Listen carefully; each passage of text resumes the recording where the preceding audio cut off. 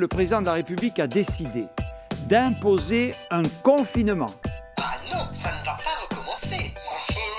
Confiné. Est-ce que j'ai une peine de confiner? Bon ben, je vais écrire alors. « 7 heures, le réveil sonne et j'émerge péniblement. Encore une mauvaise nuit avec des idées noires et des questions métaphysiques à n'en plus finir. Ma mère a-t-elle encore fait, sans me l'avouer, une séance de yoga avec ses copines retraitées infirmières et pharmaciennes anti-masques? Mon grand-fils lycéen va-t-il ramener le virus à la maison et contaminer son père asthmatique? Est-ce que je dois accepter qu'il passe un week-end chez son amoureuse, au mépris des règles du confinement? Il a 17 ans et à son âge, une petite amie, c'est super important. Je lui dis oui. Je lui dis non. 7 heures donc. Je me lève et j'allume la radio. Un psy est interviewé et je tends l'oreille. Si on est en colère contre le confinement, si on s'inquiète très fort pour le virus, si on passe par toutes les couleurs de l'arc-en-ciel des émotions, c'est normal. Cela signifie que nous sommes vivants et en pleine forme psychologiquement. Je me dis, chouette, je suis vivante et en pleine forme. La journée débute bien finalement.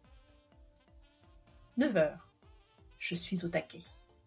Je me suis habillée avec des vêtements qui se lavent facilement et je n'ai pas mis de bijoux pour éviter que les microbes se logent dedans. Vite, j'attrape un masque et saute dans ma voiture. Je sors de la maison. Mince, j'ai oublié mon attestation. Je dois aller à Rennes dans une librairie pour le travail. Je prends une attestation de déplacement professionnel ou celle pour des courses? Oui?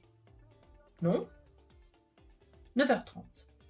J'arrive dans le parking souterrain à la hauteur du distributeur de tickets. Je vois la main du conducteur dans la voiture qui me précède. Au bout de sa main, une clé. Il appuie sur le bouton du bout de sa clé pour ne pas le toucher. Zut, j'y avais pas pensé. Qu'est-ce que je fais? J'appuie avec mon doigt sur le bouton? Oui? Non? Je me masque et sors de la voiture. Je prends l'ascenseur, ou plutôt les escaliers? Oui? Non? Ouf, me voilà dans la librairie. Je dis bonjour à la dame derrière sa paroi de plexi et vais voir la libraire qui doit m'accueillir en veillant à bien suivre le sens de circulation des flèches pour éviter les croisements.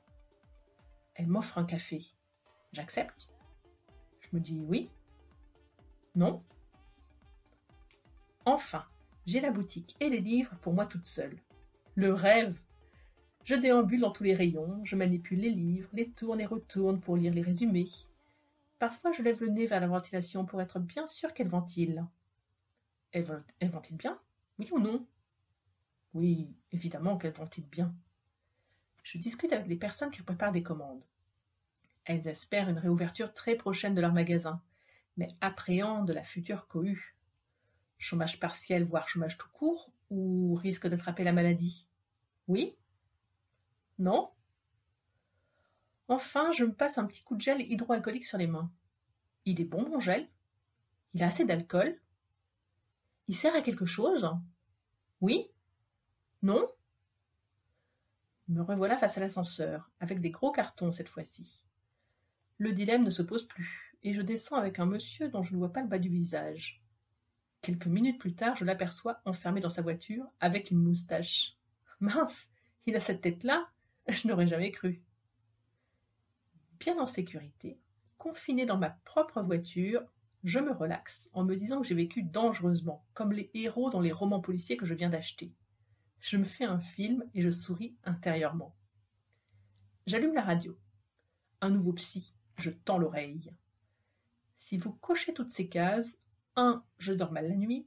2. J'ai des idées noires. 3. Vous avez repris la cigarette. C'est que vous êtes déprimé et que vous faites partie de tous ces Français qui ne vont pas bien.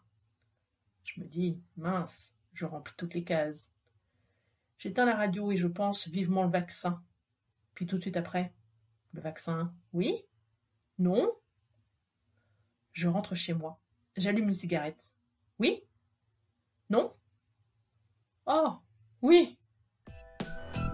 N'oubliez pas de participer au concours intitulé À vos plumes, Organisé par Les Armagnacs. Envoyez vos textes à l'adresse suivante art.magnac@laposte.net. On vous embrasse.